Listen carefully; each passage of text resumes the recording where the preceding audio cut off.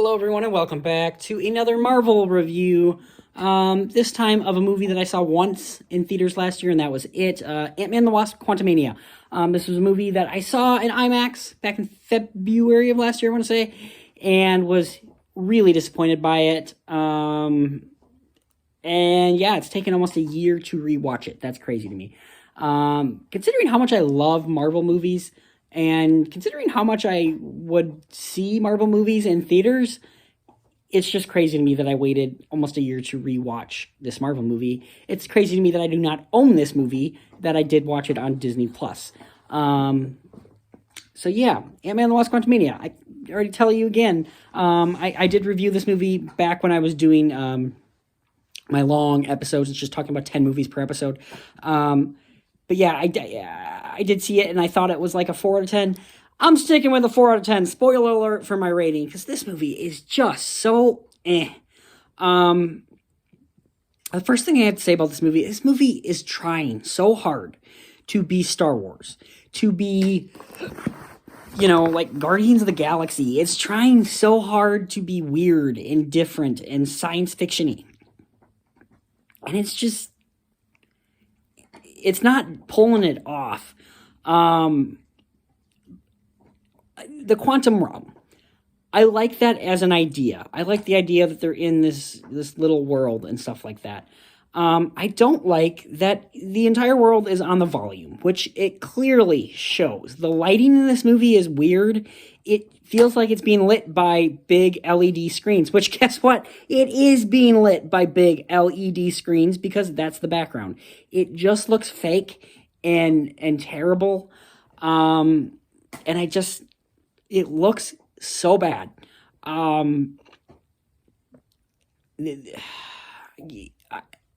I think the writing in this one as well just wasn't quite what it should have been either. And again, I also watched The Assembled with this as well. And Peyton Reed is literally talking about how he wanted it to be like a big science fiction epic. And it was like, this isn't epic. You see the science fiction in it, but other than that, it's not doing anything science fiction-y. It just has a bunch of weird science fiction characters and peoples and places, and they use big words that are scientifical, but there's nothing to it. It's just bland and empty. So yeah, it doesn't work in that sense. Kang as a villain. I was talking about how I don't like him in Loki. I don't like him in this either. I really don't like him in this. He's a big whiny baby. He's a big whiny bitch, is what I think he is. He just screams a lot.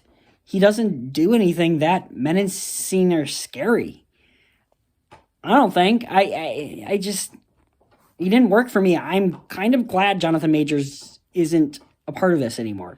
I hope they completely just get rid of Kang and move on. Do something else. Do Doctor Doom, like I'm kind of hearing rumors of. I'd be so okay with that, because I just don't like Kang in this. I think he's terrible. This movie's called Ant-Man and the Wasp: Quantumania. There are not a lot of Wasp in this movie. She essentially saves Scott like twice. She saves him in this scene right here that we're watching. And then she kind of saves him again when he's big and helping him. That's it. She doesn't do anything in this movie. She's just kind of there. Her mom does more than anybody else, which, by the way, Michelle Pfeiffer has some really great scenes in this. I will say that. I'm ripping my sock because there's a big hole in it. Now there's even a bigger hole. So yeah, I just don't like what they do here. And Michael Douglas is nothing but comedic relief in this movie. Why is he even in this movie? Honestly, I don't understand why he's in this movie, because he doesn't do much. He's got a couple scenes with the ants, and that's it. I mean, let's also talk about the fact that Kang is destroyed by a bunch of ants, essentially. That's all it takes, is a couple of ants to defeat Kang, and he's going to be the big baddie of the next Avengers movies. What? I just don't buy this. It doesn't.